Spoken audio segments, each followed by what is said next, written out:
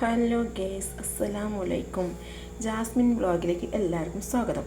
ഞാൻ ഇന്ന് ഉണ്ടാക്കാൻ പോകുന്ന സ്നാക്സിൻ്റെ പേരാണ് ഗ്രീൻ പീസ് വട. അതിനായി രാവിലെ കുതിർത്തി വെച്ച ഗ്രീൻ പീസ് നല്ലവണ്ണം കഴുകി വെള്ളം ആറി പിന്നെ ഒരു മിക്സിൻ്റെ ജാറിലിടാം.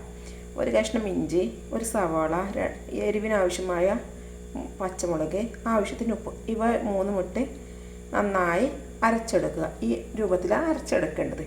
എന്നിട്ട് അതിനെ ചെറിയ വടൻ്റെ രൂപത്തിൽ ഇതിൻ്റെ പരിപ്പ് വടൻ്റെ ആകൃതിയിലാക്കിയിട്ട് എണ്ണയിലിടണം. അതിന് പിന്നെ നമുക്ക് നോക്കാം. ഓക്കെ, അതിൻ്റെ മുകളിൽ ലേശം എണ്ണ വരട്ടിയിട്ട് ഇതുപോലെ പ്രസ് ചെയ്താൽ മതി. എന്നാൽ എളുപ്പത്തിൽ കൈക്കൊന്നും പറ്റാതെ കിട്ടും. അത് അങ്ങനെ ഫ്രെയിം പാളിൽ എണ്ണ ചൂടാകുമ്പോൾ അതിലേക്ക് ഇടാം. ഓക്കെ,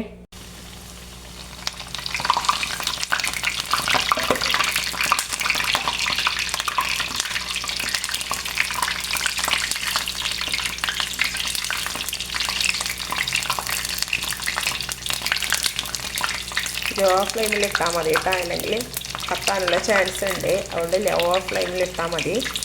നമ്മൾ ഉള്ളി കൊഴുകില്ല, അല്ലെങ്കിൽ മുരിഞ്ഞ് വരികയും അല്ലാതെ ഉള്ളി കൊയ്യാനുള്ള ചാൻസ് കുറവാണ്. അതുകൊണ്ട് ലോ ഫ്ലെയിമിൽ ഇട്ടാൽ മതി. ഇത് മാത്രമൊന്നുമല്ല, എന്ത് ആക്കുമ്പോൾ ലോ ഫ്ലെയിമിൽ ഇട്ടാൽ ഉള്ളി കൊയ്യുകയും ചെയ്യും, നല്ല ടേസ്റ്റും കൂടും. ഓക്കെ, അപ്പം ഇഷ്ടപ്പെട്ടാൽ ലൈക്ക് ചെയ്യാം, ഷെയർ ചെയ്യാം, സബ്സ്ക്രൈബ് ചെയ്യുക. അപ്പം പുതിയ വീഡിയോ വരുന്നവരെ എല്ലാവർക്കും അസ്സലാമു അലൈക്കും. ഇതാണ് കേട്ടോ ഗ്രീൻ പീസ്. കണ്ട പുതിയ വീഡിയോ വരുന്ന എല്ലാവർക്കും അസ്സലാമു അലൈക്കും. Tata, bye bye.